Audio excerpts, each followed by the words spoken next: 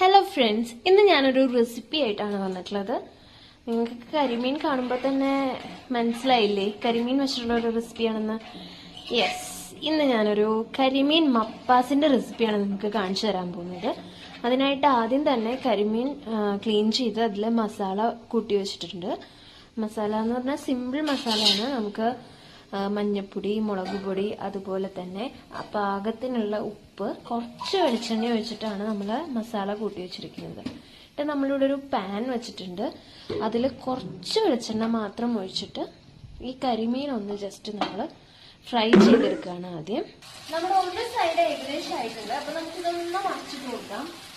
Actually ഇത് കുറച്ച് വലിയ കരിമീനാണ്, അതുകൊണ്ട് മറക്കാൻ നല്ല ബുദ്ധിമുട്ടുണ്ട്. എന്നാലും ലെറ്റ്സ് ട്രൈ. ഓക്കെ, ഇപ്പൊ ഈ ഒരു സൈഡ് ആയിട്ടുണ്ട്. നമ്മൾ അധികം ഡീപ് ഫ്രൈ ചെയ്യുന്നില്ല, ജസ്റ്റ് ഒരു ചെറിയതായിട്ടൊന്ന് ഫ്രൈ ആയി വന്നാൽ മതി. കാരണം ഇത് നമ്മൾ മപ്പാസ് വെക്കുമ്പോൾ ഓൾറെഡി എരിവെടുത്ത് വേവുന്നുണ്ട്. സോ നമുക്ക് കുറച്ച് ഫ്രൈ ആയാൽ മതി. ഇപ്പൊ ഏകദേശം നമുക്ക് ആ സൈഡും ആയിട്ടുണ്ട്. പിന്നെ കുറച്ച് നേരം കൂടി ഇട്ടാൽ മതി. അത് കഴിഞ്ഞാൽ നമുക്ക് ഇതിൽ നിന്ന് മാറ്റാം കേട്ടോ. ഓക്കെ, നമുക്കിപ്പോൾ ഇതൊരു പാകത്തിനുള്ള ഫ്രൈ ആയിട്ടുണ്ട് കേട്ടോ. കാരണം ഇനി ഇതിൽ കൂടുതലാവണ്ട, കാരണം നമുക്കിനി മപ്പാസിൽ കിടന്നിട്ട് ഓൾറെഡി വേവുന്നതാണ്. നമുക്ക് ഇതൊന്നും ഇതിലേക്ക് ട്രാൻസ്ഫർ ചെയ്യാം. ഓക്കെ, ഇനിയിപ്പോൾ ഒരെണ്ണം കൂടി ഉണ്ട്, ഇതും കൂടി ഒന്ന് എടുത്ത് വെക്കാം കേട്ടോ.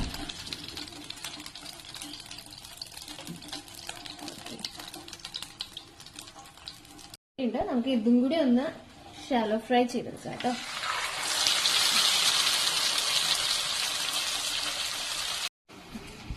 നമുക്ക് ഇതിലേക്ക് വേണ്ടിയിട്ട് ഒരു 2 തക്കാളി, പിന്നെ 2 പച്ചമുളക്, ഒരു സബോള, ഇത്രയാണ് വേണ്ടത്. അതിൽ തക്കാളി ഒരെണ്ണം നമുക്ക് ഇങ്ങനെ റൗണ്ടിൽ അരിഞ്ഞെടുക്കണം കേട്ടോ.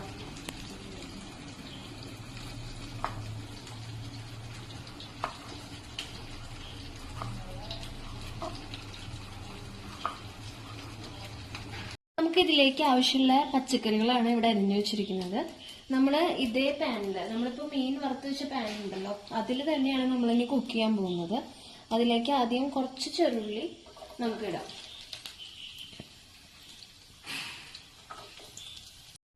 നമുക്കിനി ഇതിലേക്ക് കുറച്ച് സബോള ഇടാം.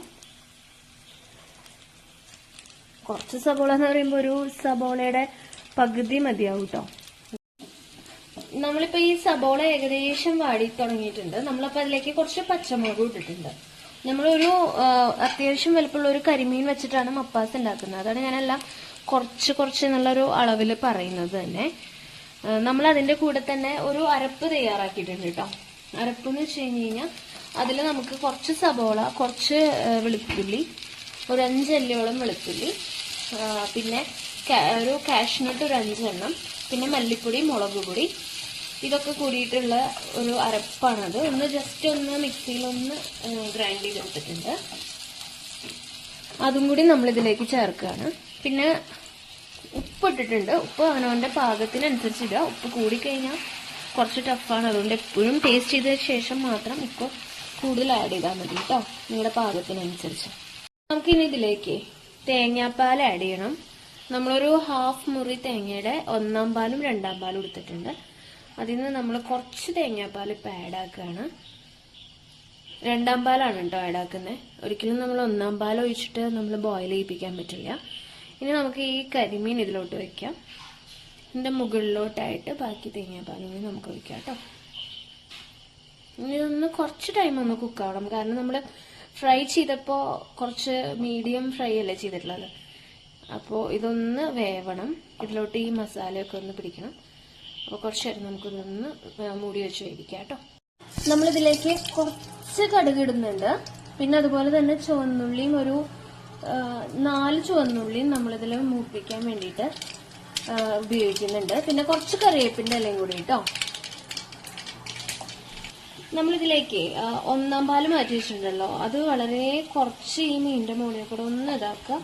സ്റ്റവ് ഓഫ് ചെയ്തോളൂ. പിന്നെ ഇനി തിളപ്പിക്കേണ്ട ആവശ്യമില്ല കേട്ടോ.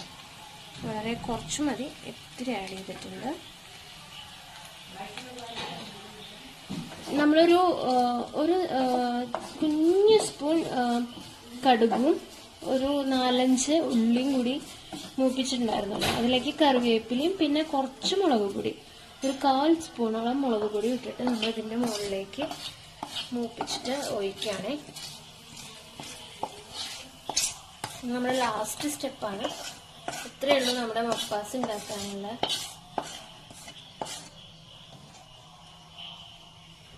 ഇത്ര ഈസിയാണ് ശരിക്കും പറഞ്ഞു കഴിഞ്ഞാൽ കേട്ടോ. കണ്ടോ, ഈ ഗ്രേവിയൊക്കെ നല്ല കുറുകി വന്നിട്ടുണ്ട്,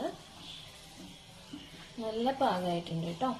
ഇനി ഇതൊന്ന് ഇപ്പൊ തന്നെ ഉപയോഗിക്കരുത്, കുറച്ചു നേരം ഒന്ന് അടച്ചു വയ്ക്കുക, അതിന് ശേഷം നമുക്ക് ഉപയോഗിക്കാം കേട്ടോ.